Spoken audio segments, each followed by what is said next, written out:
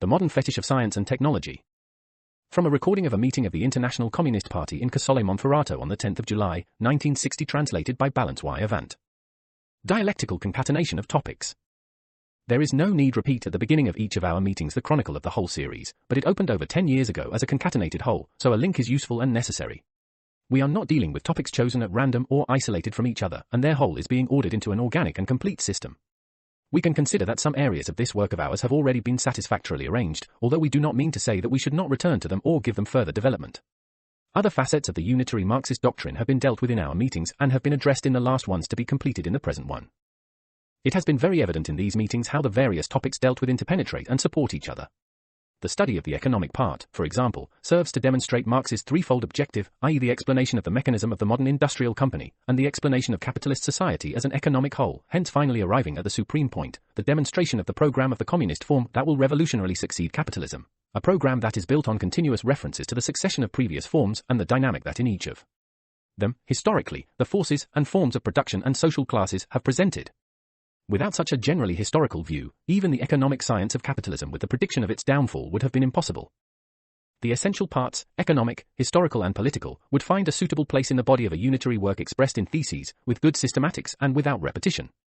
And so would that part of the work of our last meetings that has strongly interested the comrades and which we have indicated for brevity as the critique of philosophy, since it is best defined as the critical demolition of all the ideologies of the enemy classes, up to that of the modern bourgeoisie. This ideology, which appeared with the glories of the Enlightenment, is today wrecking before our eyes in a lying and obscurantist science, whose deceptions far surpass those of the older classes and forms, before which the bourgeoisie has boasted to be the exponent of progress, civilization, truth and wisdom, whereas it is no match for them, despite its highly advanced science and technology, useful only for the overproduction of commodities. The proletariat, through the work and conscious fault of the priests of the academy sold out to the false, is not sufficiently disenchanted with it today. It will be when it has conquered the revolutionary thesis that shows how the bourgeois form has given, and gives, more exploitation, dehumanization, deception, than all the other forms and classes that have preceded it in history and are vilified by it. This concatenation of topics and the connection between comrades in collective work means that our meetings increasingly have the typical character of a true revolutionary movement, one that privileges anonymous, impersonal, organic work, which is carried out in continuity, not exhausting itself in the round of periodic meetings, but extending throughout the entire arc of party activity. Thus, the general meetings represent the synthesis of a broader work, the fine-tuning, the summary balance of the results arrived at through work that is not academic, done at a desk, but carried out amidst the difficulties of daily life and the vicissitudes of the class battle. This synthesis is then reported in the newspaper and returns to the entire party. Thus the general meetings are not so much an opportunity to provide the groups with a finished product as part of a process to give a new collective chisel stroke to a whole in formation that is necessarily half-finished. The Communist Encyclopedia, semi-finished product in continuous elaboration. We have seen the great picture of the passage from the primitive communist society to the successive forms, classist and therefore each with its own type of alienation between man and nature, between man and the tools of his labor, the products of his labor, his own conditions of biological development, up to the total and increasingly mortifying detachment in capitalist society. From this, by the same necessary determination, operating in the passages of history before, there will be the leap to the revolutionary repossession of harmony with nature, to communist society, on a higher plane.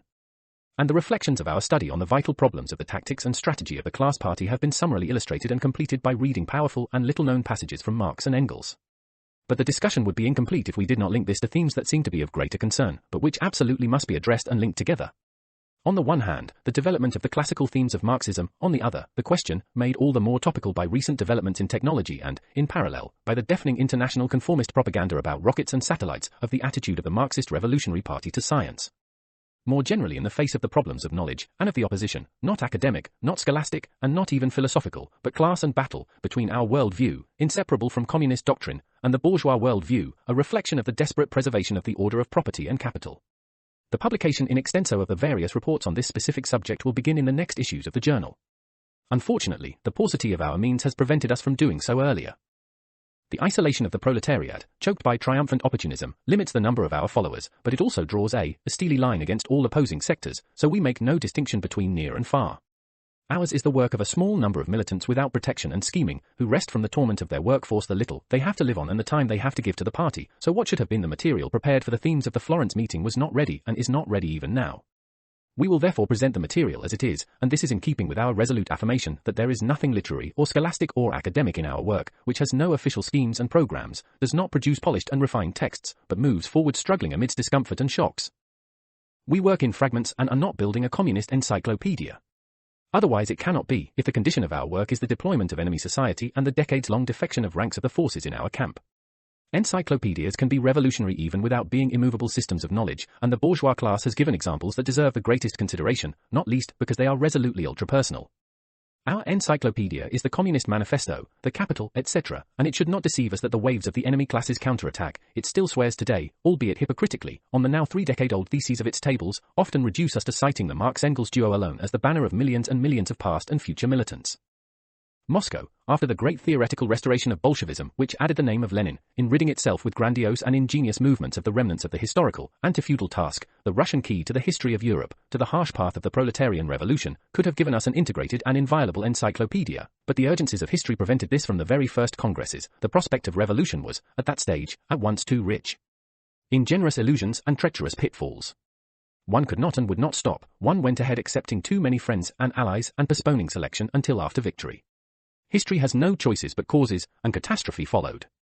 If we could not stereotype an encyclopedia when we were too strong, we cannot claim to do so now that we are too weak. The plates in which the texts are cast in metal are reduced to flaps and passages, the substance of which is rigid and powerful, but the contours are from time to time incomplete and discontinuous. The revolution of generations to come will weld together the pieces that our limited but undaunted efforts connect to the weave of the already perfect original picture, as we will repeat 1,000 times, over a century before today.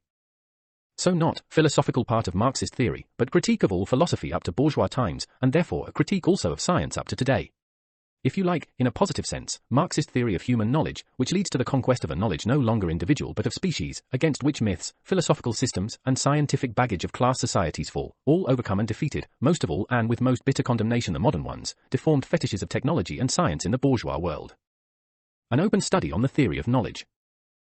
Already at the Paris meeting, with the enunciation of very important economic and social theses, arguments were also made concerning those problems that current culture is wont to collect under the name of philosophical positions. In the meetings in Turin, Parma, Milan, and Florence, and also in the reports, we dealt with these issues at length. It only happened, as usual for the needs of our work, that the written account of the last meeting in Florence went as far as the treatment of Marxist economics, but did not go as far as the treatment of the philosophical question that we dealt with there. Then his account will overlap with the account of the current meeting. This always leads to some minor inconvenience. For example, there were comrades waiting for those texts. Perhaps the famous question we discussed regarding the hypothesis of the biblical description of the destruction of Sodom and Gomorrah could also be developed, namely whether one could imagine that this was the transmission of an ancient memory of the descent of space beings to Earth. Some comrades would have liked to have those developments. When the time comes, we will get them. In any case, of course, we will not put in the whole biblical dossier that we used in Florence. We will take it up again at the end of the meeting. The summer months are also useful for us, and we can do this work calmly. At that third meeting in Florence, in addition to Marxist economics, about which we have said enough, we talked about the study of the economic philosophical manuscripts, we reconnected with the concluding part of the Milan report, reported extensively in the newspaper account, and we talked about the famous quistion of the unraveling of the millenary enigmas that have fatigued man, whose contrast, whose irreconcilability is brilliantly resolved by the new construction given by Marx's dialectical materialism on the famous contrasts of man, nature, senses, thought, motion, stillness, enjoyment, suffering, object, subject, idea, fact, etc. We talked about the value of science, of scientific socialism. We mentioned the subject of modern technology, to which we shall now return, and we set out our view, or rather tried to set out the view of the Marxist school, on the general problem of human knowledge. If we hold that knowledge, ideology in all its manifestations, literature, religion, philosophy, are the superstructures superimposed on the fundamental structure of the forms of production, as we have said, making an historical scheme of the forms and modes of production, so we must be able to make an historical scheme of the superstructures. Just as our outline already contains, in its broad outlines, a history of technology, so it can also contain an outline of the history of science and that of philosophy, which is considered a separate subject, hence an outline of human knowledge. As human activity and tradition have evolved, so this derivative of it, which is knowledge, has developed in the course of the millennia, in the succession of historical epochs and in the concatenation of all the great arches of the bridge we have repeatedly spoken of. The key to our position, contrary to everyone else's, is this, that there is first action, then comes speculative thought. Knowledge did not come first and then action. Knowledge came later, after that came the system of written ideas, of disseminated ideas, of propagated ideas. All this came after certain concomitants in the systems of human events and acts had been determined. This is the fundamental key. We then dealt with the problem by delving into the origin of thought. And we have addressed the question of whether thought somehow pre-existed nature. Since we have abolished the contrast between man and nature, so we can argue that nature thinks without man, we would find ourselves in the famous dilemma of whether the chicken or the egg came first. To this problem, the bourgeois scientist wanted to answer with the question of extraterrestrial thought coming from space. This allowed us to tell, even as an amusement and lightening, the story of the space travelers who, as they departed, by discharging their fuel, allegedly brought about the celestial flame described in the Bible, the one that destroyed Sodom and Gomorrah, as would also be proven by the new alleged confirmation from the famous manuscripts discovered near the Dead Sea. Interesting bourgeois dichotomies. From all this we come to the concluding part on the comparative function of science and religion. Because here our solution is quite different from the bourgeois one, for us it is not true that religion represents ignorance and that, once science appears, religion disappears. Religion for us is but an anticipation of science, whereas it is the bourgeoisie that treats science as a new religion. We also came to the bourgeois comparison between art and science, responding to the question posed by some thinkers, who wondered why scientific findings were so frequently changeable and renewable, why scientific theories were generally transient and provisional, whereas the great products, the great masterpieces of artistic thought remained unchanged and moved through the millennia, preserving intact their charm, their power, their beauty. We put forward the theory that the explanation was not the one put forward, namely that intuition was faster than intelligence. Our theory is that great works of art are the translation of languages emanating from enlightening epochs, which are epochs of revolution, whereas the transmission of scientific results is typical of epochs of human slumber. That would be the famous, quandok bonus dormitat Homerus, sometimes even the good Homer falls asleep. Homer would have arisen, according to our explanation, in a revolutionary epoch. And so did all the great poets. Dante arose at the birth of modern time for the Italian context, and Shakespeare for the English one. And their works have remained immortal because they were truly born in one of humanity's developing epochs, those epochs that others call progressive moments, in those rare moments when humanity sprints towards new conquests, while science depends too much on material technology. Technology depends on the relations of forms of production. And on technology, as on its development and renewal, the preservation of forms of property and forms of production, such as the ways in which society and the state are organized, has a negative influence. Thus an anti-developmental, anti-progressive pressure is exerted, and this same pressure is exerted on so-called positive science. That is why, in general, art is revolutionary and science is counter-revolutionary. That is why, in general, culture is conformist, reactionary, subservient to the ruling class. The culture of an epoch appears as an isolated phenomenon that the artist seems to impersonate as an individual. After all, revolution always comes in advance, to minorities, avant-garde groups, small parties that go against the tide. When class revolutions have achieved their aims, then avant-garde culture becomes the general domain of the various schools, academies, and churches, all equivalent forms of transmission of ideologies. Then culture, with art, becomes obscurantist and counter-revolutionary. In our various reports, we have therefore extensively addressed the question of the ingenious definition of enigmas contained in the economic philosophical manuscripts of 1844. And we have insisted, and continue to insist, that this part of our critique, of how superstructures have evolved, is perfectly connected to the other reports and the other reports that concern historical research, such as that on the forms of production prior to capitalism, or economic research, such as that on the present American structure and the present Russian structure, or on the general theory of capitalism contained in Marx's fundamental work. In parallel, we carry out the critique of philosophical thought, and return to the famous question of the opposition of matter and thought. We have given, in the course of previous lectures, the explanation of the content of our dialectical materialism, and here is another demonstration that in a certain sense, as the bourgeois scientist quoted in Florence said, intuition comes before intelligence, and the first science to arise is what would seem, according to the system of the academics, the last, i.e. social science, whereas the science of nature is by its structure destined to proceed slowly. This in another view opposed, as we shall soon see, to that of the bourgeoisie. On the famous opposition therefore of matter and thought, we have resolved the issue by saying that it is matter, it is the phenomena of matter that explain those of thought. But science has not yet been able to show us how this happens in the individual, it has not yet been able to show us how it happens that in the individual the roast portion with the salad enters and the theses we are going to enunciate come out. Science has not yet been able to show us what process takes place in those mechanisms, in those organs of our body that serve for nutrition and digestion, between the absorption in general of external energies and the production of our thought. A demonstration of our materialist and dialectical method was given in social science. Only later will this knowledge be transferred into the science of the individual, i.e. as in-depth knowledge of the physiology, biology, replacement, genetics and thought formation of the individual as part of a community. And the individual, just as part of a whole, will later transfer it into the natural sciences. I realize that I am enunciating a fine paradox, take it for what it is worth and forgive me if it sounds like nonsense for now, but it is quite possible that the very science of nature, the so-called exact science, i.e. physics, chemistry and those sciences that make most use of the mathematical algorithm to develop and which are now said to be going through a profound crisis, will come in the rear. How can this be explained? The first science that came close to revolutionary truth was the science of society. It gave us the certainty of the dependence of thought on matter and the environment. But the complete certainty, the proof, will only be reached later in the global science of the social human organism and a fortiori of the individual parts that make it up, with their minute physiology, etc. It will probably still come later in the exact science of purely physical dynamics, from the science of cosmology to that of atomic and subatomic structures, which will carry with it all the present doubts which, we believe, will not be dissolved before the communist revolution. The first certainty is therefore in the most complex science, that of man as a society in revolution, then will come the science of man as an individual, and then again will come the science of the universe to the atom as a complete system, the complication of which the latest discoveries tend to prove ever greater. For now, the bourgeoisie explains by purely class and technological means. It searches indeterminately and contradictorily, and so far has only been able to discover one thing: the death, curse, and destruction of mankind. Fetish of science and technology. Science will certainly resume its useful cycle with respect to the current negative cycle. And here it is necessary to continue our fight against the fetish that the alleged development of technology and capitalist science has always exercised on the proletariat. It is a false myth that of continuous development. It is a complete illusion, which only stems from a social fact, namely that in order to force humanity to satisfy its needs, by consuming a completely useless and 9/10 harmful production, the expedients through which said production has been prepared are then boasted about. The gimmicks of such a science, which, in its complication, has come to completely lose that unitary path that can only lead to the path of truth, are articulated and entangled in an absurd manner. In this piece of paper, at the point we have reached in the exhibition, I have put the title, The Fetish of Science and Technology. At the beginning of each of the great arcs, the great cycles of history, important religions, and mystics were born in a noble form, only to end up in an ignoble fetishistic form. The God of the Sermon on the Mount is still a noble figuration of the destinies of mankind, according to Marx. The God of the priests, starting with the last feudalism, has survived magnificently in capitalism, with the current pope, an unproductive worker by definition, reduced to a pure image. Useful and conducive to development on the upward curve, degenerated on the downward curve, religions finally have pure fetish form. Marx wrote a chapter to demonstrate the fetish character of the commodity. It, based on comparable value, was at first truly an achievement.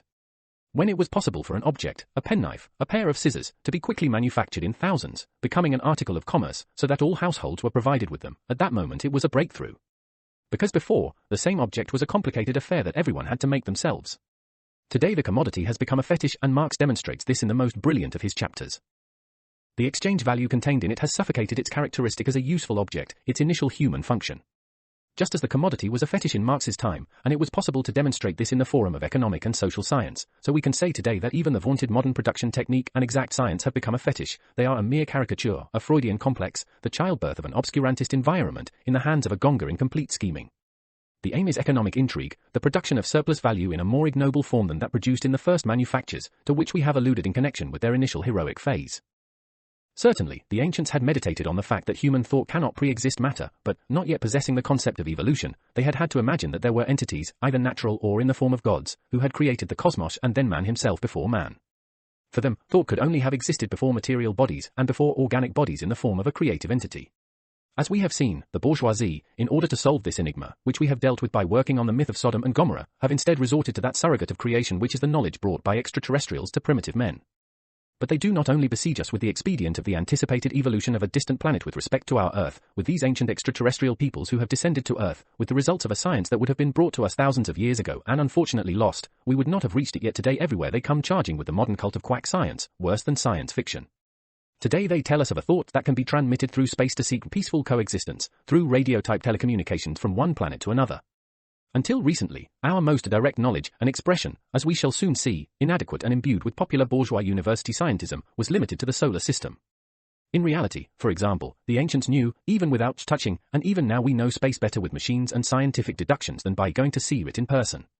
Today, even science fiction novelists must now admit, everyone has been admitting it for some time, that on the planets around the sun, the existence not only of a humanity, but not even of some organic animal species, perhaps even a plant species, is inconceivable. On other planets, life forms such as those we know of are not scientifically conceivable, because all the physical conditions of temperature, magnetism, electricity, and chemism of the atmospheres are such that they are irreconcilable with them. Why is there any need to imagine other mankind? Other populations, if they exist, must exist on planets belonging to other stars. So modern radio telescopes have been directed towards those stars that are less distant from Earth and probably have a system of planets. These instruments are designed to pick up electromagnetic waves instead of light radiation, among which may be signals emitted by a civilization. The nearest stars, among which one might think that there are systems of planets around them, and perhaps one in conditions comparable to those of the Earth, thus at an equal degree of biological evolution, would be Mira Ceti and Alpha Eridani. Since the stars are now counted in the billions and each can have dozens or dozens of planets, the degree of probability of finding one with suitable conditions would be such that every now and then there might be a planet on which thinking beings live. However, it would have to be proved that from these systems, from their planets, there are teletransmitted signals that can be picked up by large modern detectors, by radio telescopes, so that they can be recorded and analyzed. The scientists say that the investigation could reasonably have a result. They say that, at distances now measurable in light years, for the largest and nearest of these stars, it is possible to receive some kind of signal. While it is true that signals sent more than 1 million kilometers from Earth by the Sputniks and Luniks launched by the Russians, or the Pioneers launched by the Americans, have been picked up, it is very unlikely that one can reach the thousands of millions of kilometers, because the intensity of a signal, whatever it may be, transmitted spatially, even directionally, decreases with the square of the distance. It is very unlikely that an artificial radio signal originating from an inhabited planetary system, even one as relatively close as that conceivable for Mira Ceti or Alpha Eridani or another star not very far from the Earth, would be receivable, because the distance is such that, in my opinion, the signal would not arrive. If signals do arrive, they are signals due to cosmic radiation relying on interstellar energy sources about which we have very vague knowledge, and they are probably of such power that they are able to impress our receivers. Scientists have made this hypothesis in practice: if we can pick up a signal that does not have random oscillations and alternations, due to natural phenomena, but is a signal designed because it has regularity in its intermittencies, a kind of Morse signal, just to give an idea, then we are dealing with extraterrestrial intelligence. The fact that we cannot decipher the signals coming to us from space, say the scientists, is a purely physical technical problem, not a theoretical one, because if we can get this signal to be picked up by our apparatus, we will always be able to understand whether it has an order or not. We can even decipher it as we wish. It is a bit like when the police, in the Rome trial of the communists in 1923, deciphered some of our cryptograms. They boasted that they could decipher any cryptographic writing. Then we defended ourselves by saying that it was true that any cryptographic writing could be deciphered, but it was equally true that it could be deciphered in any way they wanted to decipher it. So even if they had deciphered them, that was not judicial proof to convict us, it was they who had managed to put all those letters in a certain order. And we quoted the famous Gulliver novel in which a guy is convicted because he had written a sentence that said, "My brother Tom has hemorrhoids." Anagramming this sentence into English resulted in "I will make the King Tom dead," and it became evidence to hang the man because he had written on that piece of paper that he wanted to kill the king. Cryptograms can be deciphered with a little goodwill, but you get out of them whatever you want, not what you can read with our key, which only we have. This was a defensive maneuver on the part of defendants who did not want to be made fools before the bourgeois judicial mechanism, proving that their deciphering did not lead to evidence. Everywhere the same matter for every form of life. However, these scientists claim that a message from an extraterrestrial intelligence can always be recognized. Actually, this is an old idea that we too had in the early enthusiasm for the October Revolution. If a signal could be transmitted into space, it would return with the answer. It went back to the excitement Schiaparelli had felt one night, observing Mars, when with his telescope he thought he saw the famous linear blobs that he called canals, and that seemed to represent the principal regular polygons, Pythagoras' theorem, etc. This would have proved that there were inhabitants of Mars and that they thought as we do. It would have been a demonstration, in another way, that all thinking mankind born on the different planets have a unitary theory of knowledge, construct the same mathematics, the same geometry, and therefore have the same norm in counting, in arranging notes and musical intervals, etc.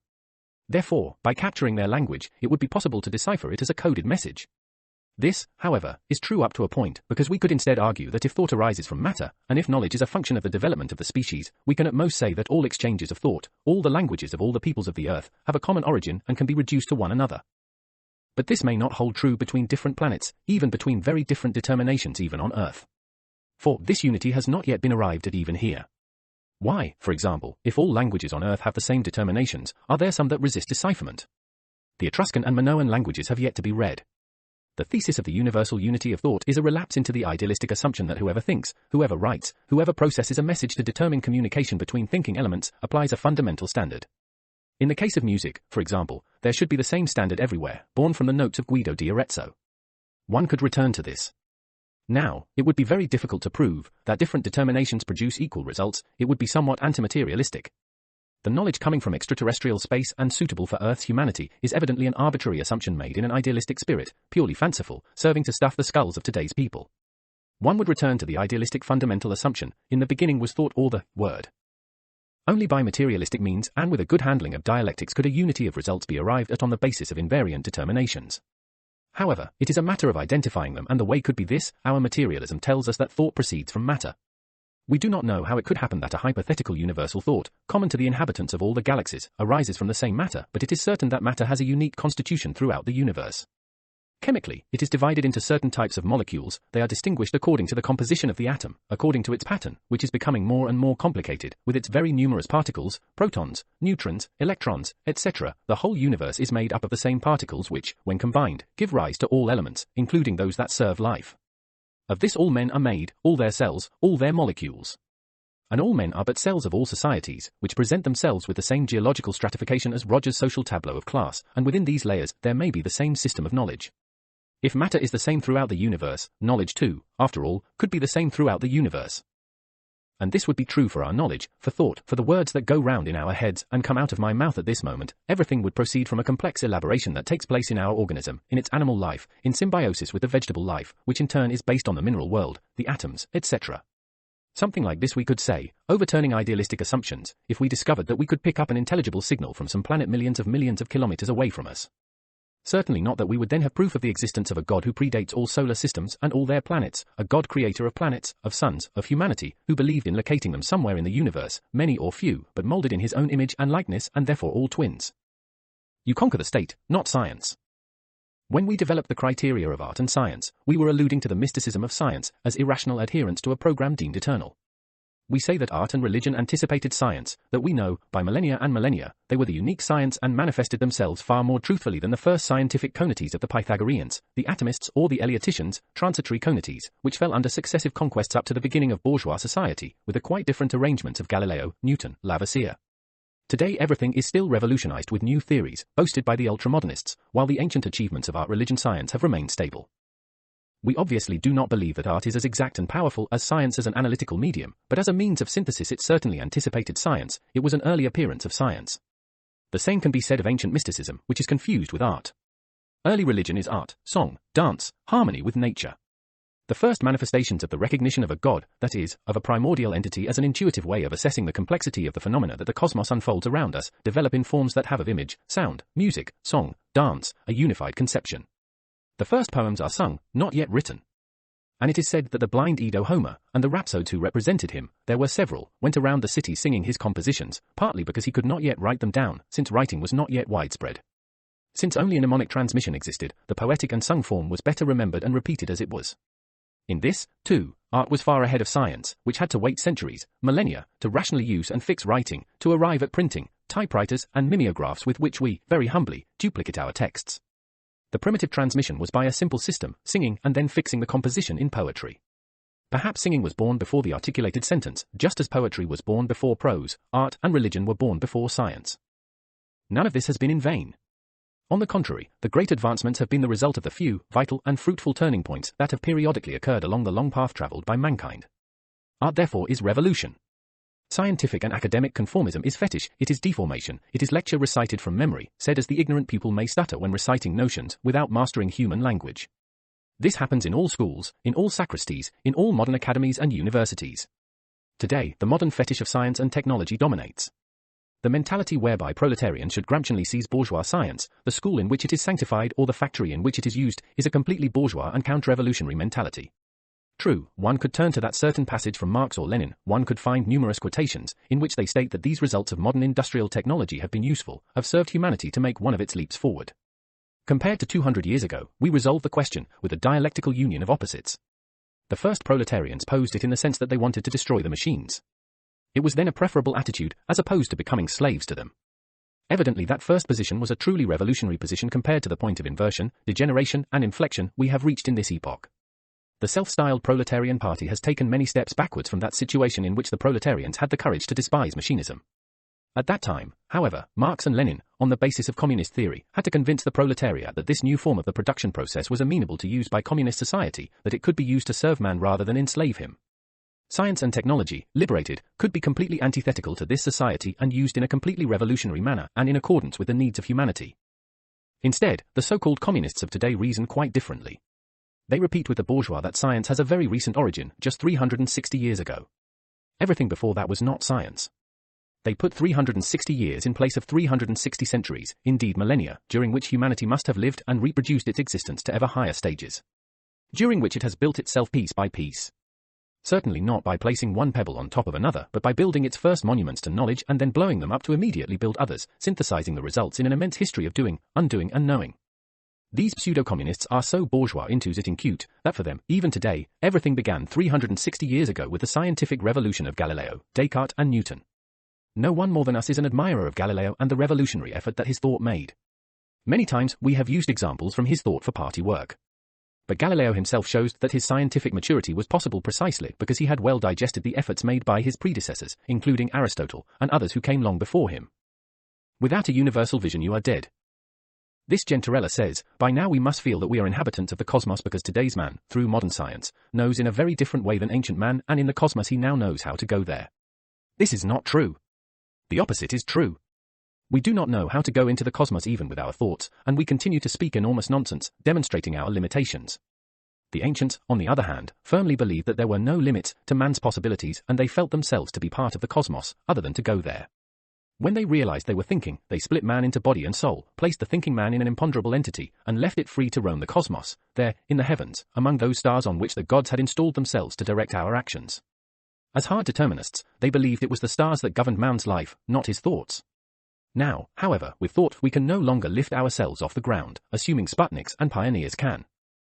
However, there would already be sufficient elements in today's science to go beyond the banally linear conceptions of most scientists and their ignorant political pupils.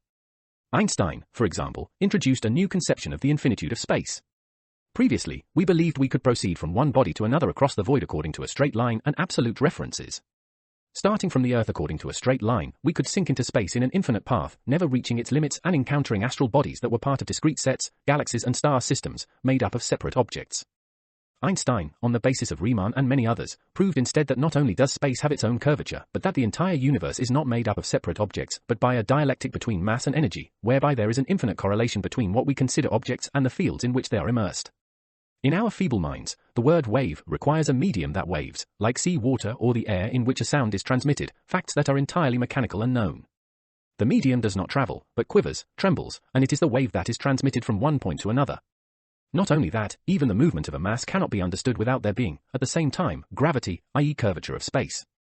So the ancients were right, against the modern devotees of the separateness of things, we are indeed an integral part of the universe, we are never separated from it.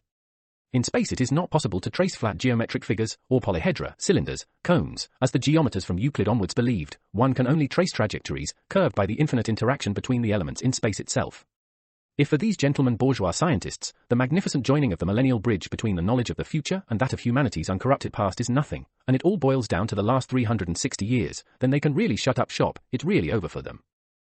They could even trace science back to Stalin's victory in Russia or, better, Khrushchev's speech at the 20th Moscow Congress. When work is human, it is joy and satisfaction. These gentlemen of the universities and academies cannot manage to have a universal view of the facts, let alone understand their own society. They are specialists, the product of the social division of labor. The school is the specific factory that produces them for the preservation of bourgeois society. For the ancients, art, science and labor were one, for the moderns, there is a gulf between one and the other. Everything that existed in a society that had not yet reached the exaggerated division into classes, up to and including the Renaissance, was the result of art, i.e. conscious activity, not derived from the simple course of nature. Let us artificially skip the steps and strains of this ladder longer than the one Abraham saw. Marxism has always in its criticism linked the great golden periods of art to the great events of the transition between modes of production. Human history is a continuous accumulation of knowledge and thus of social productive force. Superimposed on this continuous path is, without contradicting it, the broken path of social forms.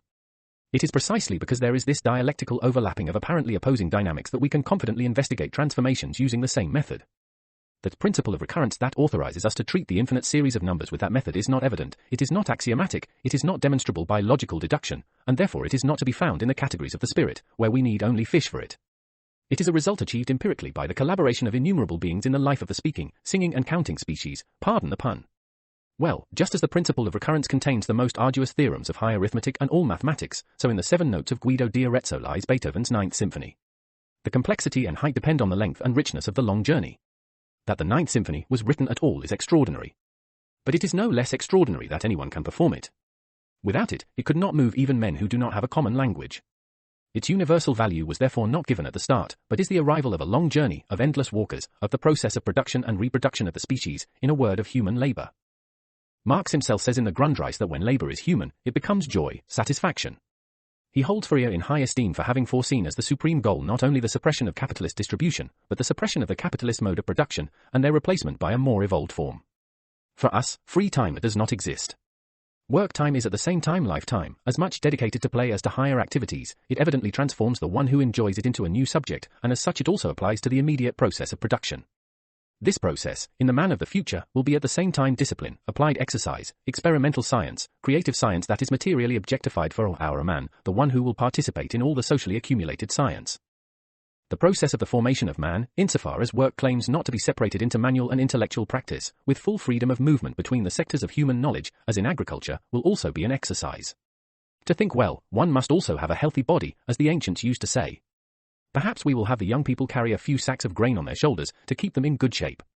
And to those, after they have carried the sacks, we will say, now go and rest so that you can better read the philosophers, the scientists of the past, etc. No more division between art, science and work. There is a 17th century Bohemian writer-economist, John Bellers, pluricited by Marx, who is really ahead of his time. He said that education must also involve productive work. Idle learning is little better than learning idleness. Physical labor was originally instituted by God. Work is as necessary for the health of the body as food for life, for the pains one saves by idleness are later found in ailments. Work adds oil to the lamp of life, while thought kindles it. A childishly foolish occupation leaves the minds of children dull. Bellers uses God to give himself authority, but you have heard how beautiful this phrase is, work feeds the lamp and thought kindles it. One idles today and accumulates the diseases that will fuck him up when he is old. To sum up, first work, then thought, first action, then science. For humanity it is history, for the individual it is social relations. Listen to this other famous passage. I will read it to you. It is by Marx. The division of labor also offers the first example of the fact that as long as men are in natural society, as long as there exists, therefore, the split between particular interest and common interest, as long as activity, therefore, is divided not voluntarily but naturally, man's own action becomes a power foreign to him, overpowering him, subjugating him, instead of being dominated by him. That is, as soon as work begins to be divided, each person has a determined and exclusive sphere of activity that is imposed on him and from which he cannot escape. He is a hunter, a fisherman, or a shepherd, or a critic, and he must remain so if he does not want to lose the means to live, whereas in the communist society, in which each person has no exclusive sphere of activity but can perfect himself in any branch he likes, society regulates general production and precisely in this way makes it possible for me to do this today, that tomorrow, to hunt in the morning, fish in the afternoon, herd cattle in the evening, criticize after lunch, as I feel like it, without becoming either a hunter, a fisherman, a shepherd or a critic. It is the usual concept that returns. Here there is a bit of controversy with Stirner, whom Marx and Engels called Sancho because he was the proponent of individualism, of the single ego, of the man who towers over everything and who naturally composes unique works such as Mozart and Raphael. Here, as always, Sancho has bad luck with his practical examples.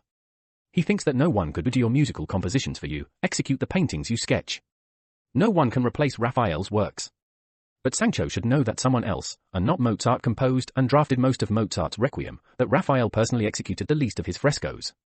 He imagines that the so-called organizers of work want to organize the total activity of each individual, whereas they themselves distinguish between directly productive work, which must be organized, and work that is not directly productive. But in this work they do not think, as Sancho imagines, that everyone should work in the place of Raphael, but that anyone who has the makings of a Raphael should be able to develop without hindrance. Who knows how many Mozarts and how many Raphaels could not develop so far because they were foolishly locked in a workshop, in an atelier, doing another job. Sancho imagines that Raphael executed his paintings independently of the division of labor that existed in Rome in his time. If he compares Raphael with Leonardo da Vinci and Titian, he will see how the former's works were conditioned by the flourishing of Rome at the time, which had reached its full development under Florentine influence, how Leonardo's works were conditioned by the situation in Florence, and Titian's, later, by the quite different development in Venice. Raphael, like every other artist, was conditioned by the technical advances in art made before him, by the organization of society and the division of labor in his city, and finally by the division of labor in all the countries with which his city was related. That an individual such as Raphael could develop his talent depends on the division of labor and the cultural conditions of the men derived from it. By proclaiming the uniqueness of scientific and artistic work, Stirner here still places himself far below the bourgeoisie. Even now it was deemed necessary to organize this unique activity. Horace Vernet would not have had time to paint the 10th part of his pictures if he had considered them to be work that only this unique one can accomplish. In Paris, the great demand for vaudevilles and novels gave rise to an organization for the production of these articles that always gives better results than its unique competitors in Germany. In the field of astronomy, men like Arago, Herschel, Encke and Bessel found it necessary to organize themselves for joint observations, and only after doing this did they arrive at some satisfactory results. Even now brain trusts have been devised, as you know. We can let art, literature, go for now. Then in the written account we will develop this concept of art science work. We got the last passage from Marx and Engels from the Costs edition a few years ago. I don't remember if we had used it before. A few more words on the unproductive class and then one last bit of closure. In a passage from his work The Wealth of Nations, Adam Smith gives free rein to his hatred of the unproductive class.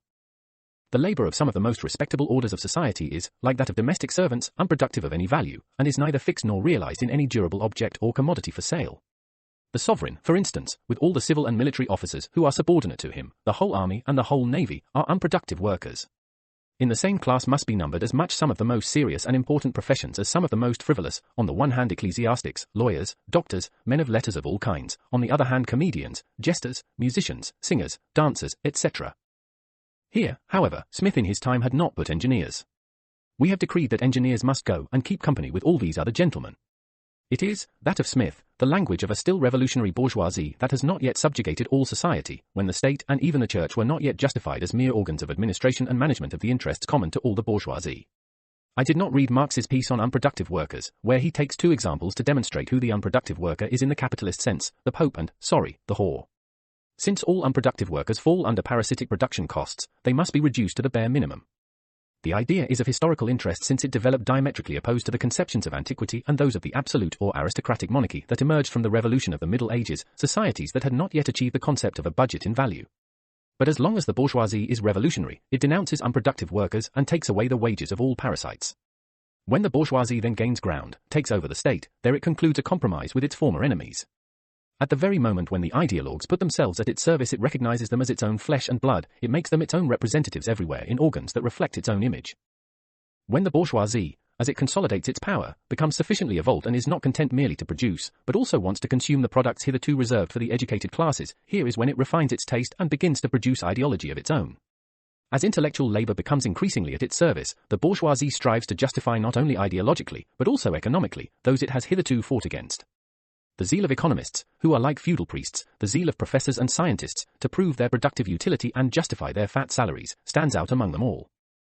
Then there is Marx's criticism of Ricardo, which corresponds well, as we said yesterday with Julian's report, to today's situation, i.e. the continuous increase of the middle classes due to the great availability of surplus value, an availability which swells the ranks of artists, professors, and scientists, who, by placing themselves between workers, capitalists, and landowners, weigh on the working class, reinforce social peace and ensure the power of the ruling class.